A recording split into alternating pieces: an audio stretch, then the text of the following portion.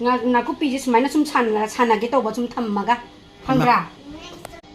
No. 산에 좀 남들어 내기로나 까이로 아이 좀 남내리세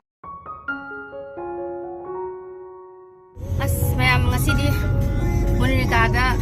ꯆꯠꯂꯨꯕꯅꯦ ꯆꯠꯄꯗꯤ ꯍꯥꯄꯛꯇ꯭ꯔꯦ ꯁꯥꯃꯟꯗꯅ ꯀꯨꯝꯊꯗ꯭ꯔꯦꯕꯀꯣ ꯒꯥꯔꯤ ꯃꯅꯨꯡꯗ ꯁꯨꯝ ꯂꯩꯔꯕ ꯁꯧꯒ꯭ꯔꯤ ꯂꯩꯔꯛꯑꯦ ꯁꯧꯒ꯭ꯔꯤꯗꯨ ꯎꯠꯆꯔꯛꯀꯦ ꯑꯁ ꯌꯥꯝ ꯍꯔꯥꯎꯖꯥꯅꯤ ꯁꯧꯒ꯭ꯔꯤ ꯆꯥꯗꯣꯔꯦ ꯑꯁꯤ ꯁꯤꯁꯤꯃ ꯂꯧꯁꯜꯂꯛꯑꯦ ꯑꯗꯨꯒ ꯊꯕꯤꯁꯦ ꯁꯂꯥꯛ ꯆꯥꯅꯕ ꯊꯕꯤ ꯈꯔꯁꯤꯃ ꯂꯧꯁꯜꯂꯛꯑꯦ ꯑꯗꯨꯒ ꯅꯥꯀꯨꯞꯄꯤꯁꯤ ꯈꯔꯒ ꯕꯣꯔꯥ ꯆꯥꯅꯤꯡꯉꯦꯅ ꯁꯧꯒ꯭ꯔꯤ ꯑꯃ ꯇꯧꯔꯒ ꯕꯣꯔꯥ ꯆꯥꯔꯒꯦ ꯁꯤꯅꯤ ꯑꯩꯅ ꯈꯜꯂꯤꯁꯦ ꯁꯧꯒ꯭ꯔꯤ ꯂꯩꯔꯦ ꯁꯧꯒ꯭ꯔꯤꯅ ꯍꯥꯎꯔꯦ ꯁꯧꯒ꯭ꯔꯤ ꯂꯩꯔꯨꯔꯦ ꯃꯥꯏ ꯕꯥꯅꯤ ꯂꯩꯈꯤꯕꯗꯒꯤ ꯁꯤꯒꯗ ꯂꯩꯔꯦꯍꯦ. Where am I? Am I in cooking? Where's Bolt? Oh my god, he's on the ground. Bolt, wake up! Bolt, wake up!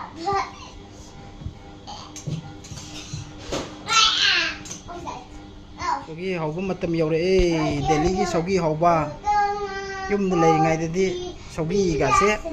ꯕꯦꯔꯥ ꯀꯥꯅ ꯍꯥꯏꯔꯝꯃꯅꯤ. ꯕꯨꯁꯂꯤꯅꯕꯨ ꯁꯧꯒ꯭ꯔꯤ ꯆꯥꯏꯕ꯭ꯔꯥ ꯑꯩ ꯇꯥꯏꯞꯇ. You are too, so stay there. Okay?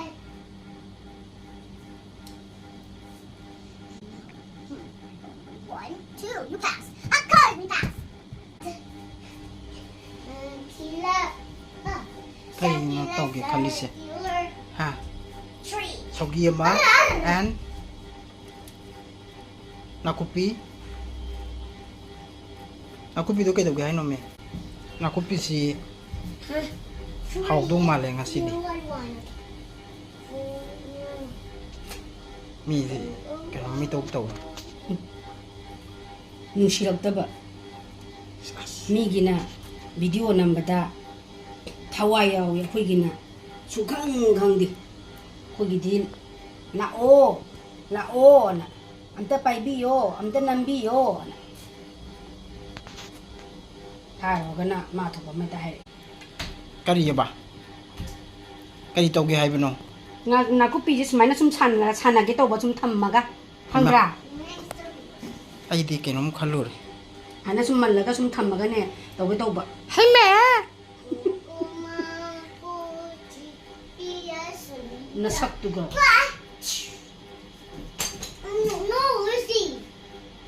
ꯃꯤꯒꯤꯅ ꯅꯝꯗꯣꯏꯒꯤ ꯈꯣꯠꯇꯣꯏꯒꯤ ꯀꯩꯅꯣꯝ ꯇꯧꯔꯁꯨ ꯍꯥꯏꯍꯧꯗꯣꯏꯒꯤ ꯍꯪꯗꯣꯏꯒꯤ ꯈꯪꯗꯅ ꯇꯧꯏ ꯅꯪꯒꯤꯅ ꯑꯗꯨꯝ ꯇꯟꯖꯥꯁꯨ ꯈꯪꯉꯣꯏ ꯃꯦꯟꯖꯥꯁꯨ ꯈꯪꯉꯣꯏ ꯇꯟꯖꯥ ꯃꯦꯟꯖꯥ ꯈꯪꯕ ꯅꯠꯇꯦ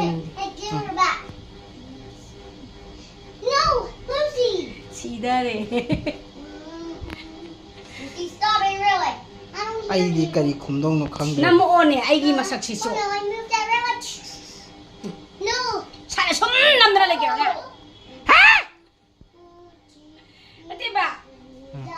ꯁꯥꯅ ꯁꯨꯝ ꯅꯝꯗꯅ ꯂꯩꯕ ꯌꯦꯡꯉꯣꯅꯦ ꯇꯧꯔꯤꯁꯤ ꯌꯦꯡꯉꯨꯅꯦ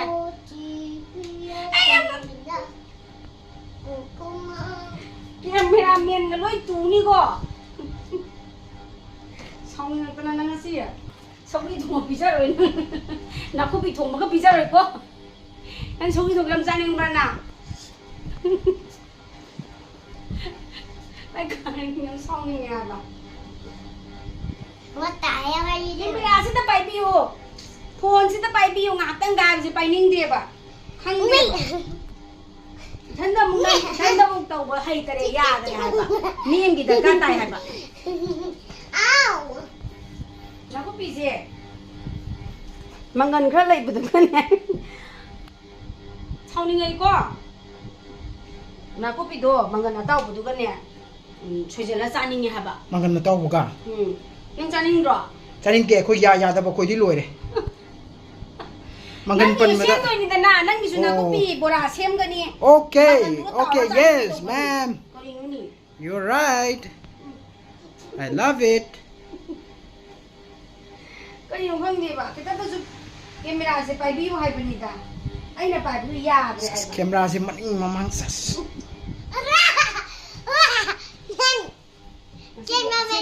ꯉꯁꯤꯗꯤ ꯑꯁꯦꯡꯕ ꯀꯦꯃꯦꯔꯥꯃꯦꯟꯅꯤꯍꯦ Yare hay ba. Dom hai thì bông năm này thôi đi xe. Dom hai thì bông năm ra dom này thôi ba. Là ô sẽ không đã.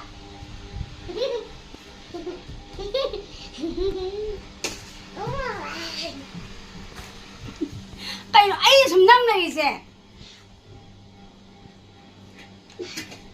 Ba ấy là sum năm này nè. Nang nasakto fajarakpaduda namiba sum faja tholakpasida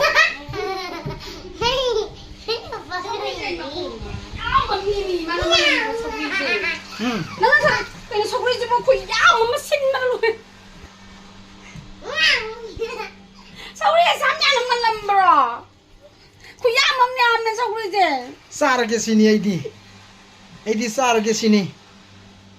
Yung quỷ áo mà gì bây giờ nè. Hem mình cái gì ta nó rồi lôi đi thế đi tận lệ mà tiếng bảo ai ra bộ sao đi cho quỷ áo mà lên rồi mình. Sauri mai hi sagale ngari ngau ko loisal le nin man thopo loi re sauri je stamu sana me amam manjalam dana ado khongjal lage upai rete sing chot san gram ni na adu ga mangan je mataw ra ga sina kupi je nang na taw na kupi cha ra cha da bayam koi de manam cha ni ne tham thang seman mi ai nam mo kholo hai te ba camera pai ro nam mo ha je monda Hãy subscribe cho kênh Ghiền Mì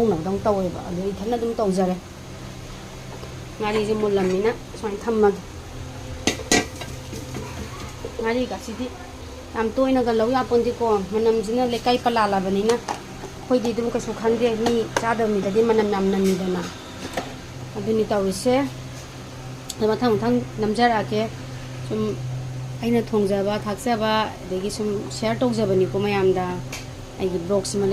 lỡ the swimming minase yam haibarinate sum nuai jabagi pam jarubagi tau jabani ko mayam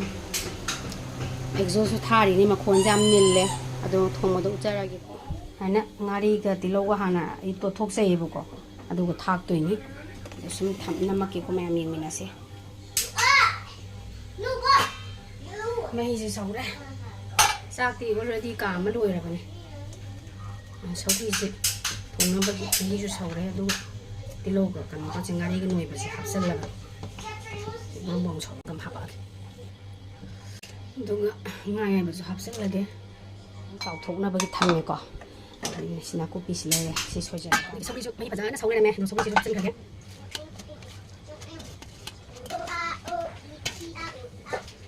Tiloga ngari ga manam lak pa sa di lo de no si ba da Sing ngam khum jal lagi korong so lai patra je khara uyan je khara chawe adu marang kai na thong ge na ko khara chaw na lo jare hai tare pakora sem na bagi ready tawrage pakora je sida lai ra ina pakora sem na bagi kano se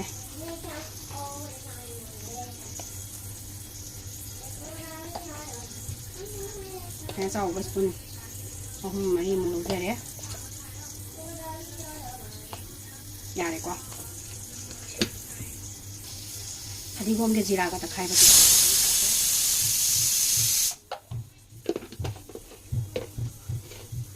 Tuga ma chu kitang thak ya, yam tha oi ko. Ang phajana ba. Ang dai re. Sana ka ba sang ni ga thum je ma hap cha ra ge. Duga soda ba gap se. Soda ba gap se chu kitang hap ra ge. Morok se ngang jaw ban ni kitang hap cha gi. Ang tha oi ge. aduga ising je ahamba thadabada kitang hana thadarage yam thadadabide ko ana fazana ko yam nangna na haitare ko kan nangna aduni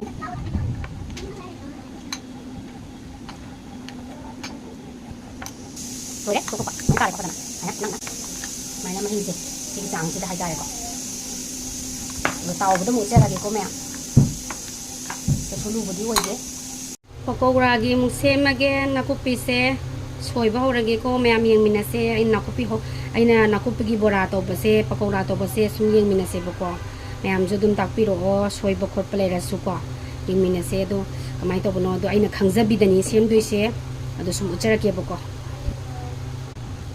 aure soiba ꯁꯨꯃꯥꯏꯅ ꯈꯔ ꯀꯨꯞꯍꯟꯗꯣꯏꯅꯦꯅ ꯍꯥꯏꯕꯅꯦꯕꯀꯣ ꯑꯗꯨꯅ ꯈꯤꯇꯪ ꯀꯨꯞꯅ ꯍꯥꯟꯅ ꯁꯣꯏꯔꯒꯦ ꯌꯥꯝꯁꯨ ꯊꯥꯛꯇꯧ ꯅꯠꯇꯦ ꯍꯥꯏꯌꯦꯀꯣ ꯁꯨꯝ ꯃꯍꯥꯎ ꯃꯥꯒꯤ ꯀꯩꯅꯣ ꯇꯧꯅꯅꯕꯅꯦꯅ ꯍꯥꯏꯕꯅꯤꯅ ꯈꯤꯇꯪ ꯇꯧꯔꯒꯦꯕꯀꯣ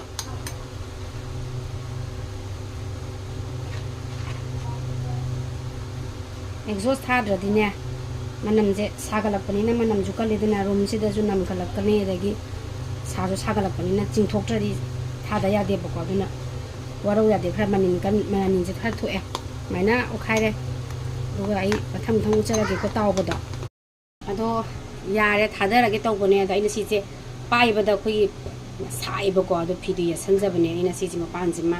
ado sigi tawasina ni hap haidi loina masing khara yam tawko matamda sina nungai bo pakpanina ko ado ai haptharage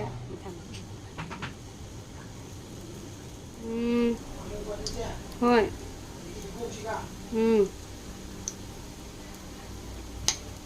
Neng si chan pigi exam lai ba adagi ready tawram gen tawini pan do ai yamna bar thadagi roge bako kitang kan tawgi ki hana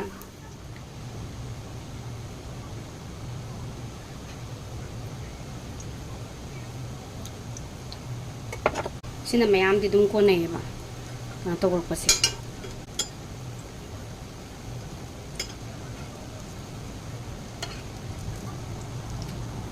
Sumana thonge sumana tawre ai pakora se mayam yam phajare ko ai so ahan bataw jabane ahan bataw jabane asla bo loira thara gen taw as nai re pakora sa thara jena nai re na ko piyo sobri yo ai bajani ne taw gai budi ai bajani ne thagan sanare ko keno ne thaga tab su ya bro saram dai malida hai bo hai buni keno ne thabo ko keno ne hai trazu tamma tamma ga hai re doni da do bodi tamma ga loi hai ba ngak tani yeng se malabi yeng hai rabi yeng phajarabi yeng pakora nai re sidi loi re pakora thong lage loi sale tawba sai he manbre ngo mangan tawro kon malabi yeng mayam yam phajana tare ko pakora mayam loi re pakora thong bodo yeng halage smile lai re ai step to mayam do pado nang hogre angang ju school chat pakhol pe gi thabe ngang je kha chin gi dana ada smaina loi re pakora thong ma ji hawdo manbre yengo mayam phajara ada chaba gi matek tuma hapjarake maina thonge ngasi gi pakora je tu malabi yong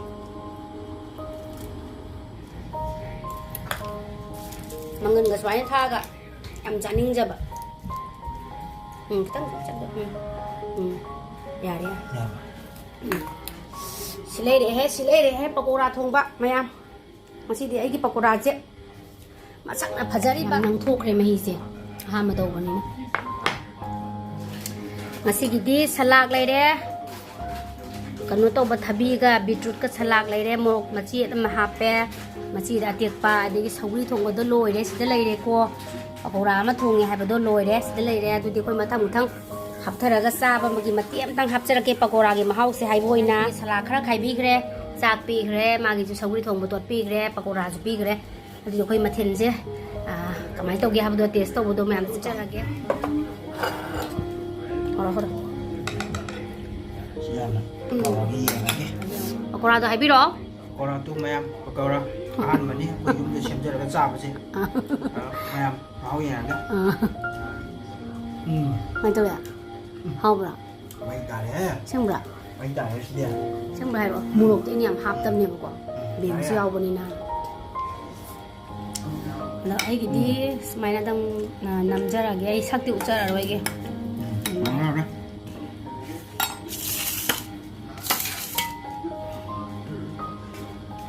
hau bra sing hau ko tam ja hangjaning bo de am na hangin na ti hoi ko sing yam hau hau ya hau ni na hajin na ti ko yum de thong am ne na mana hau he sing ma ai gi an bani ja ai bo hi ko sa de me ma ikun harakan na ba Pakora Thongba lấy là chắc cảm giác chắc trọ cái thiên đã vô kinh là có vô là gà này làm được Pakora chứ ai cũng những cái nghề hết hay này đó tô bạc nhưng mà quả ai cũng sao được bác chứ mà nè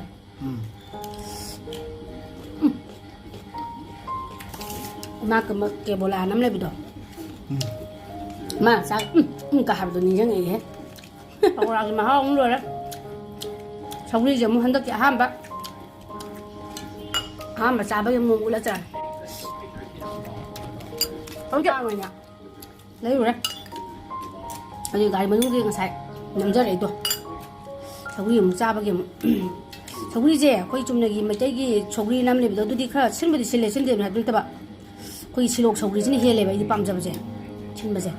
rồi xin lộc xong đi rồi nè không giúp không thùng gì đâu hả mayam ngasidi daily gi report pijage ngasidi ne ahing degi haure nong churi pung ahum mari degi ne chure isi ada aigi hauri basing sidi loi harau dana ne nungkes nungsika sitana ising ga je loi nong churi bagi loina yong mamana ga je lo khumot nama chusan bagi harau dana ne ko taka loi ti ek ji nungsika sitana li sisala ko se da moi di harau dana sangjuk sanga ga le ram ka di lungai ga yeng bada to silai ka siong se as harau dana loi ram me do loina phajana chu gra dani nga sigi nung ji ko nung si chu ku khallama to kukalama aigi lei ka che si destel hori ba lei ka si di loi harau ri ba ai hing ne chu ra mi loina pasla da si tok pa ka loina lei si se lei sin je loi harau re ma samu si loina taka loi ti abani na saram ba de gi ingdarak ba de gi ko saram ma bani ne ingdarak ba da muk to loi harau mari chu lei ya sing tar community hall ka ne tapung mang bani mang ga ngasi di smaila taw lei ra me nusi loi sitana li sitana ajana leira ada aigi sigi kanu se kari ba aprajita se jo adum tabi ko namma singa ko doin mamme mamma bani nga sigi nimi ka thokte aprajita se jo tabi phagale sigi kanu se thabi bane sidagi simakuk sida malai se sidagi mari